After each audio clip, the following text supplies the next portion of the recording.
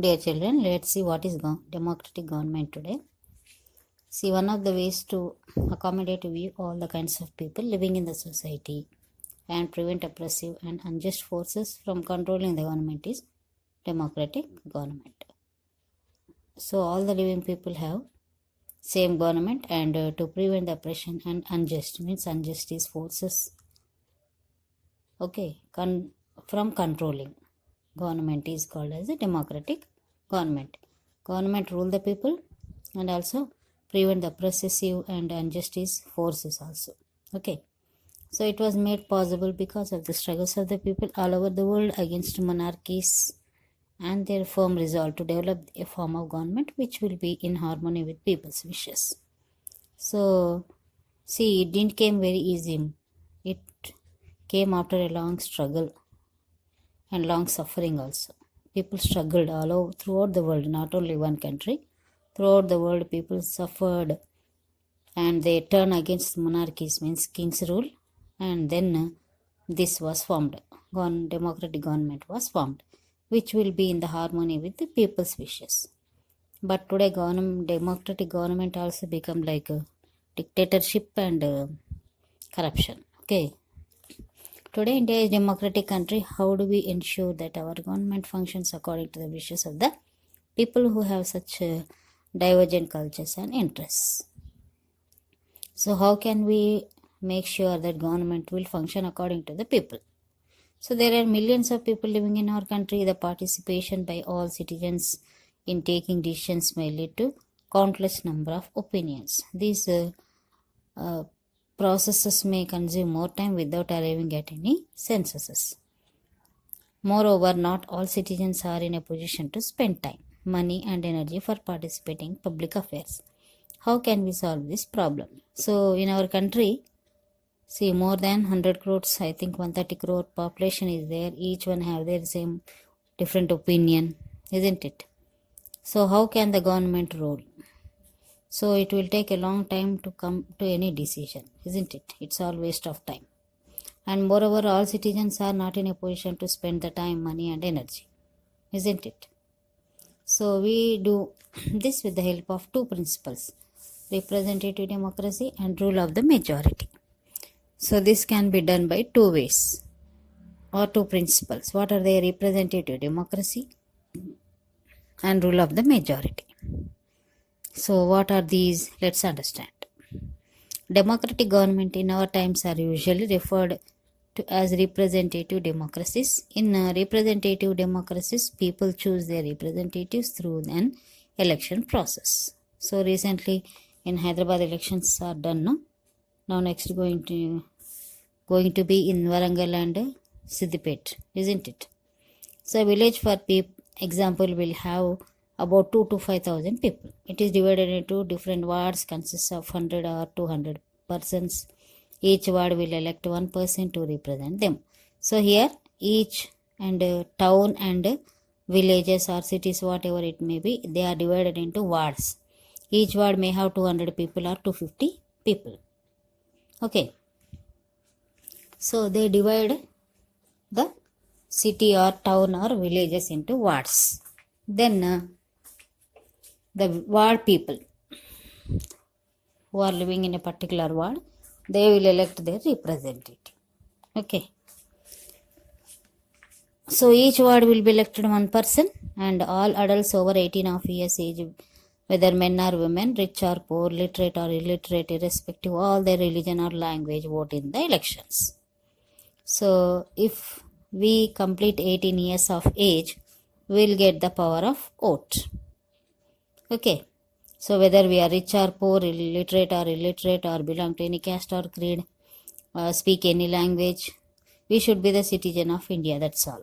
Okay, we get the power of vote. The person who gets the largest number of votes becomes the representative of the entire group. These elected representatives meet and make decision on behalf of entire population. So whoever get more votes, they will become the representative. That we know, isn't it? So there's a free and fair election of representative in the basis of our democratic system. Prior to elections, people are expected to think and discuss the issues on which the government has to act. So different persons or parties advocating the people different points of view openly discuss their views. So they all meet and they discuss and they take the decisions. Okay, this will enable the voters to decide the candidate who they would like to represent them. The representatives are expected to stick to their viewpoints expressed by them and keep promises made by them. Actually, we know that before elections they'll put many promises, isn't it? They put forward their manifesto that they will do this and that. Okay, so they have to fulfill their promises, isn't it? And they are also expected to consult the people from time to time, know about their viewpoints and problems. Actually, they should be intact with the people time to time, and they should know their opinion, and they should solve their problems if they have any problem. Now recently we got floods in Hyderabad, many people suffered, so they have to stand by the people, isn't it? They have to help to the people. The representatives are elected for a fixed point, usually for 5 years. After that, fresh elections are conducted and the people elect their representative once again. So why they are conducting elections once in 5 years? So that the people have some idea. Oh, those who are elected, no, they can't do as they wish, isn't it? If they do as they wish, if they do not take any care of the people, or if they do not do any welfare for the people, next time they won't be elected. People will observe, no? So that fear they have in their mind. So at least because of that, they will do something to the people, isn't it? So because of that only, once in 5 years elections are conducted. As you may have noted, the election of the representative is done by a simple majority. This means one who get more votes, even if the difference of one vote, will be elected. Even if they get a difference of one vote also, those who got majority, they are selected. And those who voted for other candidates will have to accept this and abide the decision by the majority. So obviously, whoever we vote, okay, and whoever the president or representative comes elected, we have to accept them. Okay. And similarly, most decisions of the elected representative are validated based on the same principle of majority. If the decision is supported by more than half of the members, will be implemented. And if they sit together and take any decision, if any rule or if any opinion is accepted by more than half of the people members, it will be implemented. Okay, for example, if there are 20 members in a village panchayat and the proposal is supported by just 11 persons, it will be passed. Suppose if 20 people are there, 20 members are there in village panchayat.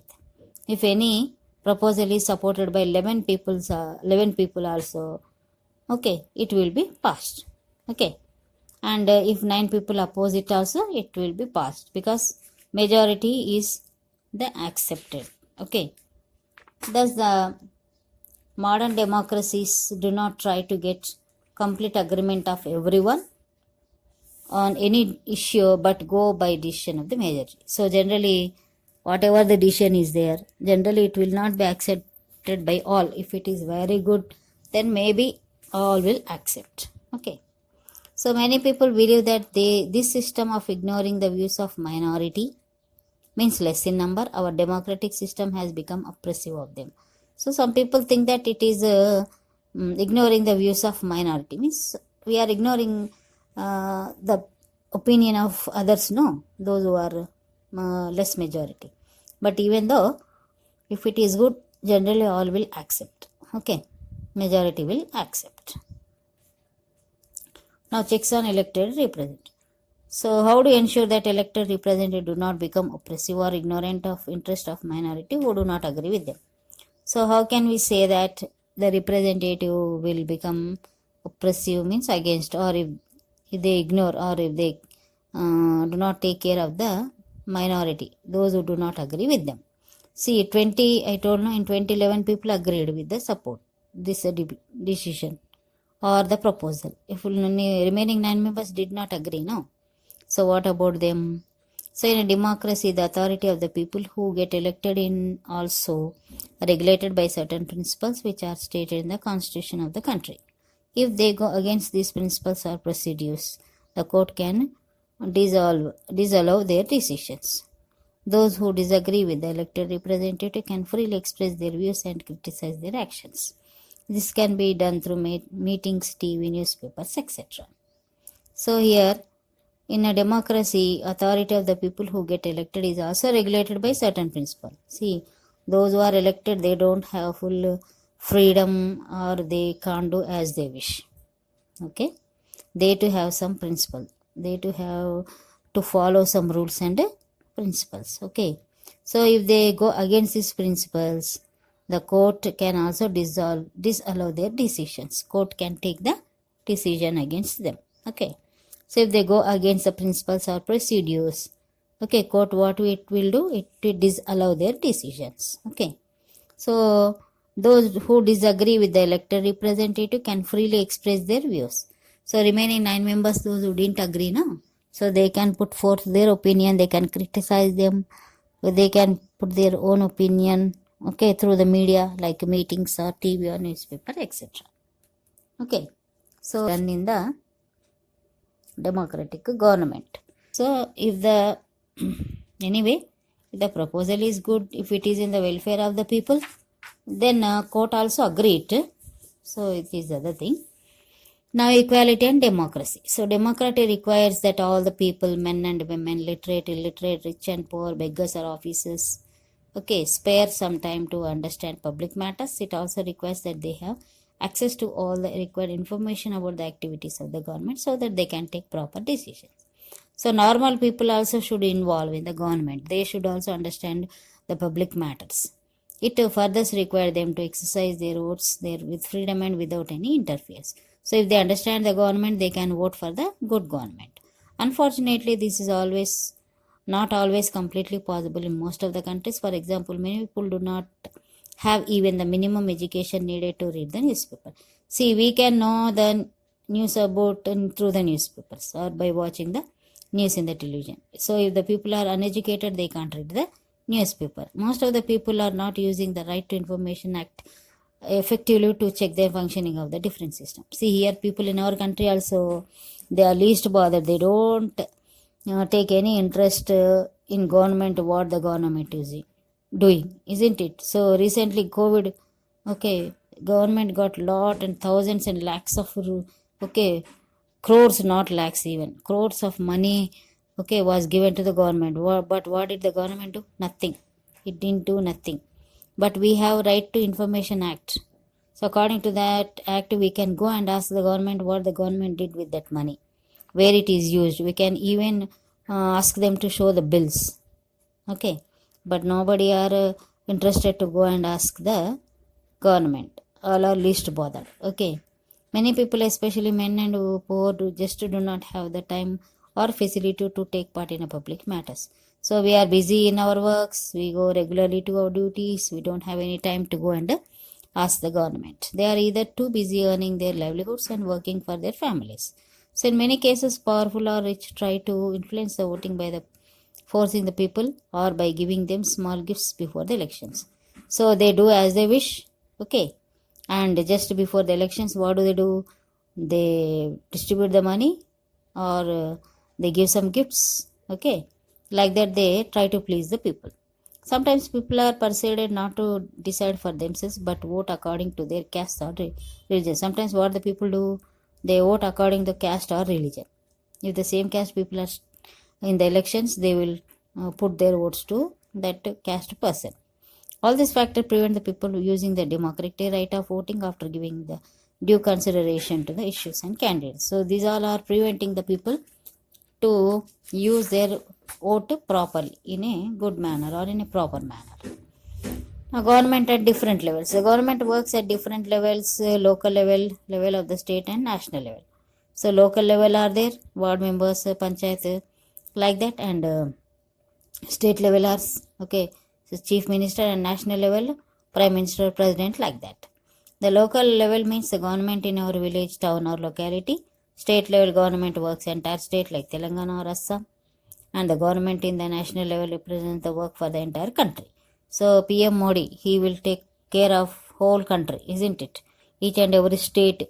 So he discussed many times during the COVID period, isn't it? Lockdown period. Later in this book, you will read how local government functions, and when you go to the next classes, you will learn how government functions at the state and central levels. So in the next coming lessons we will learn how the local level government will function, and in the higher classes, next classes, you are going to learn how the government function at the state level and the central level. Okay, so organize 3 to 4 teams of the students and give them one of the following themes to perform role play and skit. So okay, so this is about the government, democratic government, and then the next lesson you are going to learn how the local government